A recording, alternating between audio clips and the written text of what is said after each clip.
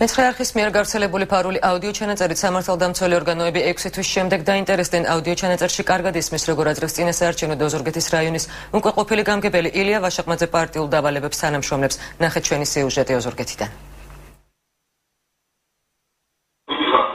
ყველაზე სანდო ადამიანი მაქსიმუმ 10 კაცის ხელწერა ვერ ვფიქრობ 10 კაცი არ არის ის ადამიანი ვინც შეიძლება რაღაცა ნაკლები მოიყვანოს და თქვენ ხართ ის ხალხი ვისაც 10 კაცი კონვერტში ყოველთვის ხარ.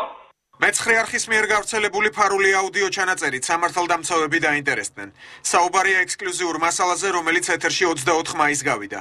აუდიო ჩანაწერში კარგად ისმის როგორ აძლევს წინასაარჩევნოდ პარტიულ დავალებებს თანამშრომლებს ოზურგეთის რაიონის უკვე ყოფილი გამგებელი ილია ვაშაყმაძე. აუდიო ჩანაწერის ეთერში გასვლის შემდეგ საერთაშორისო გამჭვირვალობა საქართველომ არაერთი განცხადება გაავრცელა და პროკურატურისგან გამოძიების დაწყება მოითხოვა.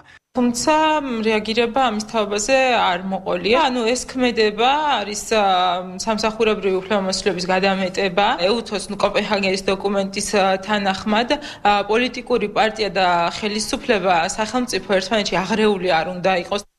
ილია ვაშაყმაძე ჩანაწერში აკონკრეტებს, რომ სანდო ადამიანების სია ოზურგეთის საკრებულოს თავმჯდომარესთან ერთად შეადგინა.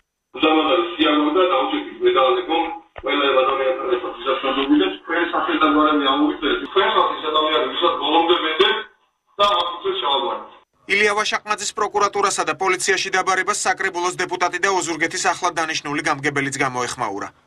ბატონმა ვაშაყმაძემ არასწორი ჩვენება მისცა, როგორც ვიცი, პრესიდან როგორც გავეცანი, რომ ეს არ იყო თვითონ ამშვენება, ეს იყო აი ამ დარბაზში ზუსტად ბატონი მამეშვილი გვერდზე ეждა. მან იმუშავა, გააკეთა კაცურად, ლამაზად, იქ რაღაცა ჩაუწერა, რაღაცა გაუკეთა, მასე შეიძლება მეცნიერ რაღაცა ჩამიწერა. შინაგან საქმეთა სამინისტროს გურიის მთავარი სამხარეო სამმართველოს დეტექტივ გამომძიებელმა მეცხრე არხს ფარული ჩანაწერის სრული ვერსიის მიწოდება მოსთხოვა.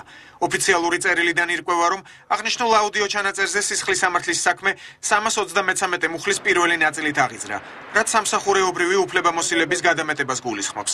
დაკითხავს თუ არა საკრებულოს თავმჯდომარეს გამოძიება ჯერჯერობით უცნობია.